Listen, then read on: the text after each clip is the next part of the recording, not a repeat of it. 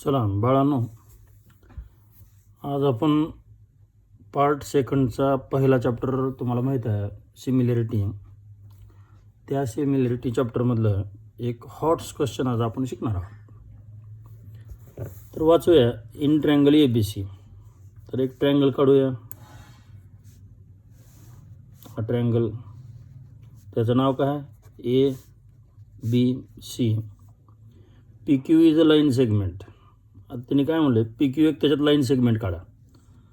समजा असा काढू का असा काढू का असा काढू, म्हणजे तीन प्रकारे काढता येते. असा बी काढता येते, असा बी काढता येते, असा बी काढते. पण त्यांनी त्या PQची माहिती दिल्या पुढे. Intersecting AB at P and AC at Q.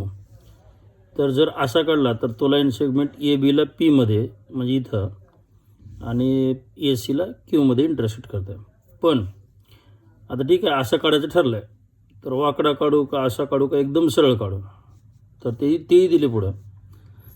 Such that PQ parallel BC. तर ह्या BCला तो पॅरलल असावा. तर पॅरलल म्हणल्यावर एकदम आपल्याला कसं काढायचं? सरळ असा. समजा असा काढला तर हा लाईन सेगमेंट त्याचं नाव काय आहे? PQ. तर हा PQ, इथं P आणि इथं Q. तर हा PQ ABला Pमध्ये आणि ACला Qमध्ये इंटरसेक्ट करत आहे पुढं.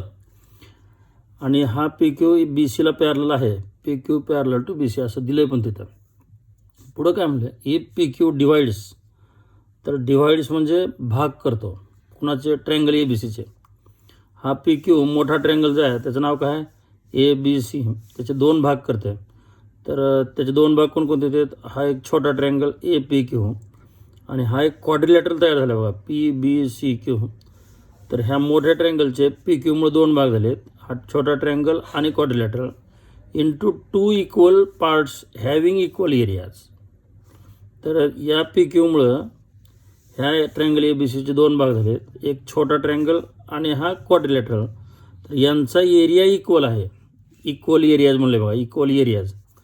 तर आपण काय करू, ह्या एरियाला समजा X पकडू, याचा एरिया ह्या वरच्या ट्रँगलचा, आणि ह्या खालच्या क्वाड्रिलॅटरलमध्ये एरिया काय पकडू? X. म्हणून इथं पहिल्यांदा सुरुवात करू. लेट वरच्या ट्रँगलचा एरिया म्हणून एरिया ऑफ ट्रँगल APQ हा वरचा ट्रँगल इज इक्वल टू खालचा क्वाड्रिलॅटरलचं नाव काय? Area of quadrilateral PBCQ is equal to X.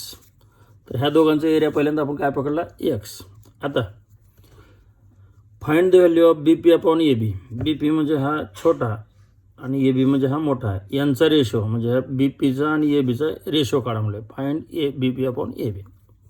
त्याच्यासाठी आपण नंबर 1. आता ह्या दोन साईड कशा आहेत? पॅरलल. तर ह्या दोन साईड पॅरललचा आपण उपयोग करू. तर हा वरचा छोटा ट्रँगल आणि हा मोठा ट्रँगल याच्यामध्ये हा कोण आहे बघावर? तर हा आहे अँगल A. हा छोट्या ट्रँगलमध्ये पण आहे आणि अँगल A मोठ्या ट्रँगलमध्ये पण आहे. हा अँगल छोटा ट्रँगल आणि मोठ्या ट्रँगलमध्ये आहे, म्हणजे हा कॉमन अँगल आहे. पुन्हा नंतर छोट्या ट्रँगलचा हा अँगल आणि ह्या मोठ्या ट्रँगलचा हा अँगल हे करस्पॉन्डिंग अँगल आहेत, कारण ह्या दोन लाईन कशा आहेत? पॅरलल. आपल्याला माहीत आहे if two lines are parallel then corresponding angles are equal. तर छोट्या ट्रँगलमध्ये AA टेस्ट होईल बघा. कोणते होईल? AA. आणि मोठ्या ट्रँगलमध्ये AA. तर पहिला अँगल कॉमन अँगल, दुसरा अँगल करस्पॉन्डिंग अँगल. तर आपण हे दोन छोटे आणि मोठे दोन ट्रँगल सिमिलर करूया.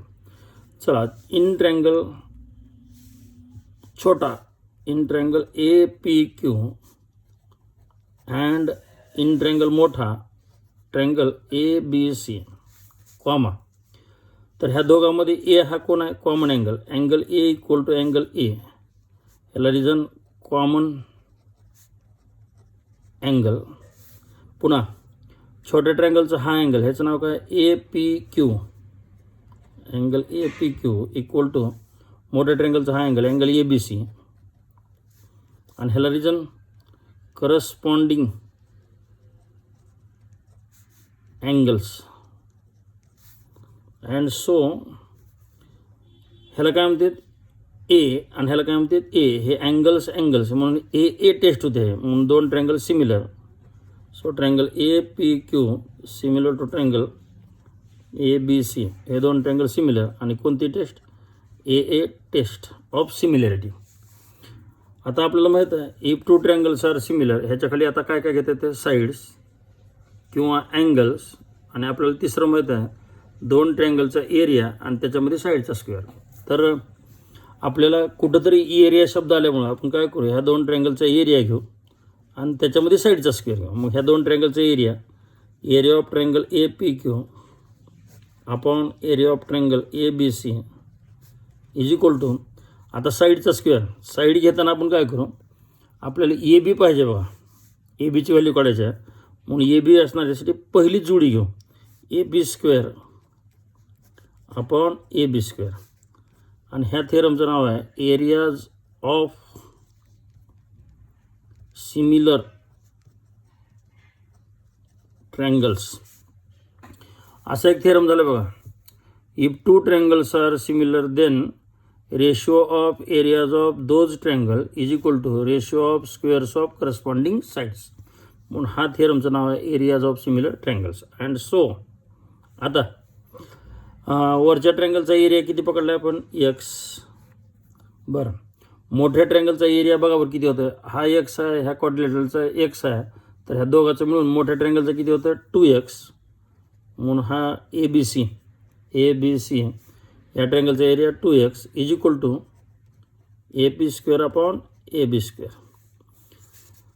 आता x कॅन्सल, 1/2. म्हणून सो इथं लिहूया, सो इथं 1/2 राहिले आणि इथं A B square upon A B square, तर ते लिहूया इथं 1/2 is equal to A P square upon A B square. So आता इथं स्क्वेअर आहे, स्क्वेअरच्या म्हणजे अपोजिट किंवा उलटं म्हणते त्याला काय म्हणते, स्क्वेअर रूट. म्हणून टेकिंग स्क्वेअर रूट घ्या. आता ह्याचं स्क्वेअर रूट, 1चं स्क्वेअर रूट 1, रूट 2चं स्क्वेअर रूट निघत नाही, रूट 2, ह्याचं स्क्वेअर रूट ए पी आणि ह्याचं square root A B. So आता काय करू आपण, ह्या क्वेश्चनमध्ये आपल्याला ए बी तर पाहिजे, फक्त ह्या बी पी तर आहे का बघा, तर आपल्याला बी पी पाहिजे इथं. आणि आपल्या इथं काय आहे ए पी, तर ह्या ए पीला चेंज करू, ए बी तर आहेच इथं. आता ए पी म्हणजे काय बघा इथं फिगरमध्ये आपल्या इथं, तर हा ए पी म्हणजे हा मोठा ए बी, त्यातून जर बी पी काढला तर काय होतं, ए बी तयार होतं. म्हणजे ह्या ए पीची व्हॅल्यू आपल्याला अशी लिहिते आहे A B minus B P.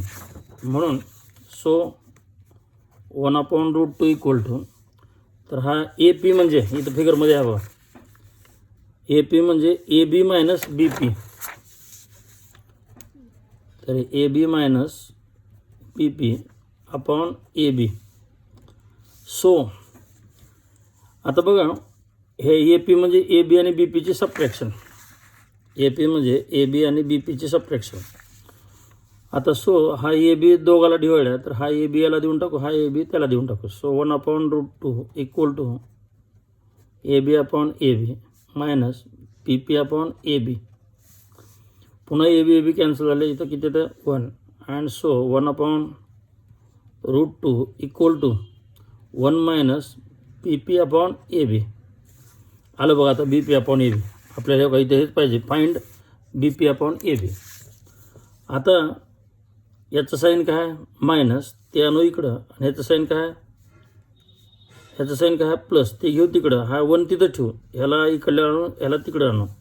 So हा मायनस इकडे काय होईल plus B P upon A B equal to 1 minus, आणि हा 1/√2, हा मायनस इकडं आला प्लस, आणि हा प्लस तिकडे गेला मायनस.